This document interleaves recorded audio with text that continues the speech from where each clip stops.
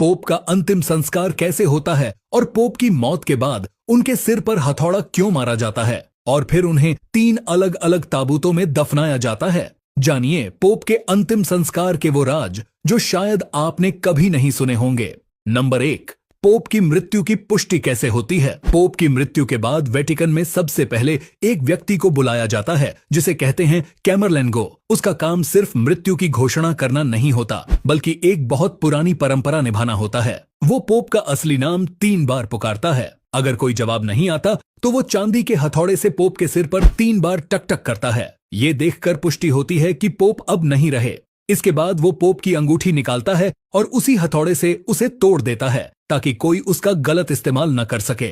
2, सोलम्न नोनेस, 9 दिन की अंतिम श्रद्धांजलि। पोप की मृत्यु के बाद वेटिकन सिटी 9 दिनों तक शोक में रहती है। हर दिन पोप की आत्मा की शांति के लिए खास प्रार्थना की जाती है जिसे कहा जाता है नोवेम डायलेस। ये सिर्फ धार्मिक प्रक्रिया नहीं बल्कि पूरी दुनिया में फैले करोड़ों कैथोलिकों की श्रद्धांजलि होती है। सेंट पीटर बेसिलिका में हजारों लोग इकट्ठा होते हैं, मोमबत्तियां जलती हैं, घंटियां बजती हैं और हर दिन एक नया चर्च में प्रार्थना होता है। नंबर 3, शरीर को अंतिम दर्शन के लिए रखा जाता है। पोप को विशेष पोशाक पहनाई जाती है, सफेद वस्त्र, सिर पर मित्र और हाथ में दी जाती है रोजरी। उनका शरीर सेंट पीटर बेसिलिका में रखा जाता है जहां लाखों लोग कतारों में लगकर उन्हें अंतिम बार श्रद्धांजलि देते हैं। ये एक ऐसा दृश्य होता है जहां श्रद्धा, चुप्पी और आंसू एक साथ दिखाई देते हैं। नंबर 4, 3 ताबूतों में दफनाने की परंपरा। पोप को सिर्फ एक ताबूत में नहीं बल्कि 3 ताबूतों में दफनाया जाता है। पहला सादा लकड़ी साइप्रस का,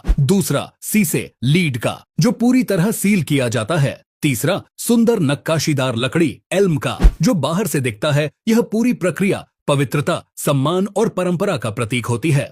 नंबर 5, कहां दफनाया जाता है पोप को। अधिकतर पोप को दफनाया जाता है सेंट पीटर्स बेसिलिका के नीचे जिसे वेटिकन ग्रोटोज कहा जाता है। यह जगह इतनी पवित्र मानी जाती है कि इसे संत पेत्रुस का घर भी कहते हैं, वो संत जिन्होंने खुद चर्च की नींव रखी थी। यहाँ पोप जॉन पॉल द्वितीय, पोप बेनेडिक्ट 16वें जैसे महान पोप भी दफन हैं। अक्सर पोप अपनी अंतिम इच्छा में ये तय कर जाते हैं कि उन्हें कहां और कैसे दफनाया जाए। नंबर 6, पोप की मृत्यु के बाद क्या होता है वेटिकन में।